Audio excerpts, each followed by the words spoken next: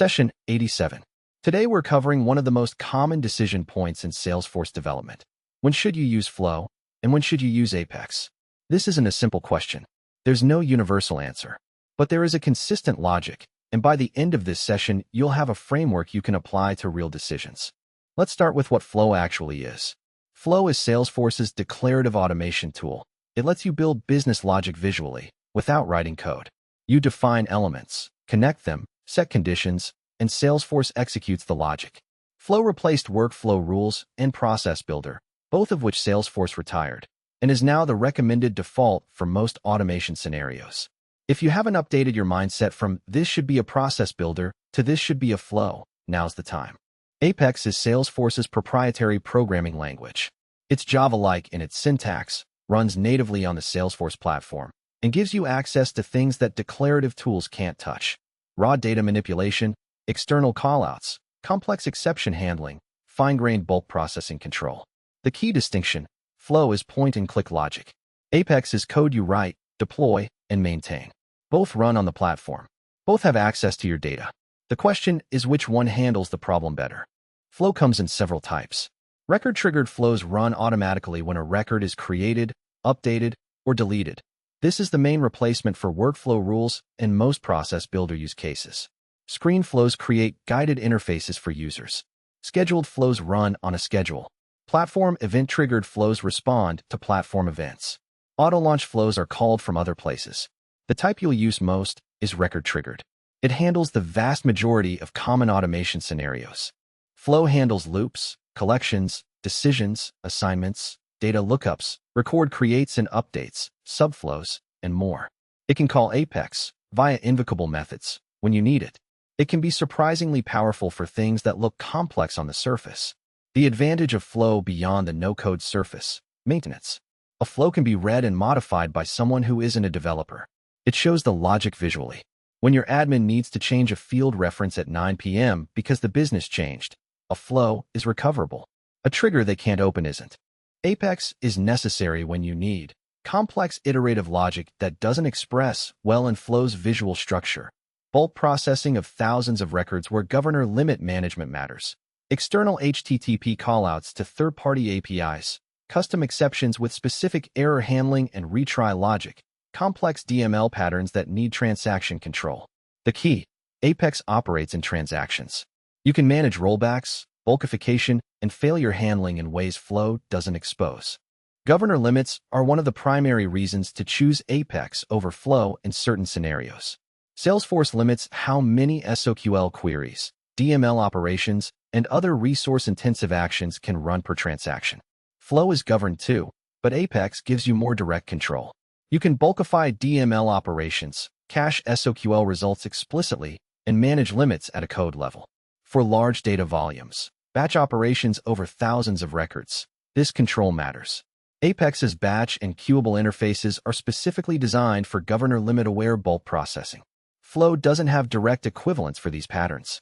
Invocable methods are how Flow and Apex work together, and this is important. You can write Apex that's decorated with @invocable method, and then call it directly from a Flow element. This means the decision isn't always binary. You can build the Flow structure, which is readable, maintainable, visual, and call out to Apex only for the parts that need code-level control. A screen flow with complex UI logic that needs to make an external API call can call an invocable method for the callout and handle the response in Flow. Use this pattern when you want the best of both: Flow for structure, Apex for specific capabilities. Let's look at specific scenario examples. Scenario 1. When a lead is converted to an opportunity, create a task due in 3 days with a specific description. This is a textbook record-triggered flow. No Apex needed. Scenario 2. When an opportunity closes, send data to an external CRM via REST API and update a custom object based on the response. External callout and complex response handling equals Apex. Scenario 3. Process 10,000 contact records nightly to update a score field based on activity history. Batch Apex. Flow can't handle this volume efficiently. Scenario 4. A user goes through a multi-step guided process to create an account and related contacts with field validation at each step. Screen flow. Exactly what it's built for. Scenario 5. calculate a complex commission value based on 12 conditions, account for exceptions, and update multiple related objects in a single transaction. If the logic is complex enough that the flow becomes unreadable, move to Apex. The readability of the resulting flow is a signal. Scenario 6. Respond to a platform event to trigger a sequence of record updates. Platform event triggered flow for simple sequences, Apex trigger for complex ones. Testing is one area where Apex has a clear structural advantage. Apex requires test coverage. Salesforce won't deploy Apex to production without at least 75% test coverage. This forces you to write unit tests that verify your logic works before it ships. Flow testing is less mature. Salesforce has added flow testing capabilities, but the ecosystem of flow test tooling doesn't match what's available for Apex. For critical business logic, Apex's mandatory test coverage is a feature, not just a requirement. Maintenance is the hidden cost that makes the flow versus Apex decision more complex than it appears. Apex has to be deployed via a change set or package. It goes through a change management process. If a bug is found in production Apex, fixing it requires a deployment. Flow changes can be activated directly in production, though they shouldn't be, for the same change management reasons. Apex requires a developer to maintain. If your team doesn't have a developer, Apex becomes a liability. It sits in the org, does its job, and nobody on the team can touch it when something goes wrong. It works, but nobody understands it. Failure mode is real and common in Salesforce orgs. A complex trigger written by a contractor 3 years ago, now embedded in the core sales process. Nobody on the current team can read Apex. Something breaks. The business can't diagnose it. Finding someone to fix it costs more than the original build.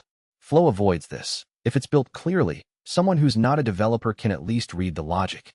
The maintenance surface is different. This doesn't make Apex wrong.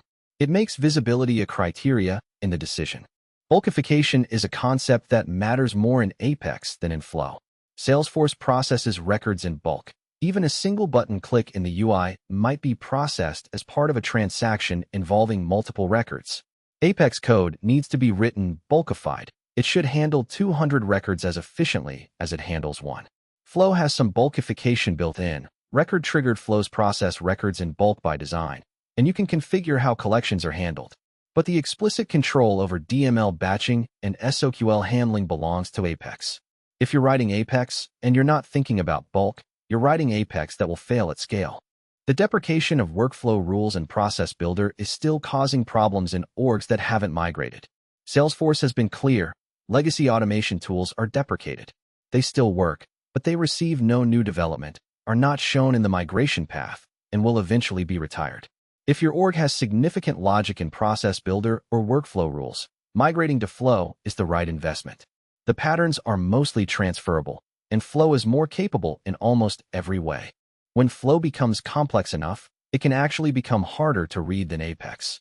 Nested decisions, many branches, loops within loops. A flow that spans multiple screens starts to require its own documentation. When you hit this point, it's a signal. If the flow is becoming a maintenance problem, ask whether equivalent Apex would be cleaner. Sometimes it would be. Sometimes restructuring the flow helps. Either way, the readability signal is worth paying attention to. The decision framework, stated simply. Can this be built clearly in Flow? Build it in Flow. Does this require an external callout? Apex, or invocable from Flow? Does this involve bulk processing at scale? Apex, batch, or queuable? Is the logic too complex for Flow to express cleanly? Apex. Does the team that maintains this know Apex? Factor this in. Is this replacing a workflow rule or process builder? Flow. Apply these in order. The first question that gives you an answer is usually the right one. Common mistakes in this decision. Using Apex because you're a developer and it's comfortable, even when Flow handles it perfectly. Using Flow for everything because it's no code, even when it becomes a maintenance nightmare. Building the same logic in both, triggered flow and trigger, because nobody cleaned up the legacy automation. Not testing either properly, assuming they work because they were built correctly. Deploying Apex without proper error handling because it works in the sandbox. A few practical things to know about Flow in 2026. Flow Builder is actively developed. Salesforce adds capabilities regularly. Transform element, available for data transformation within flows. Flow orchestration, multi-step, multi-user processes that go beyond a single flow. Subflows, Reusable flow components that can be called from parent flows. Debug mode. Step through a flow execution to diagnose issues.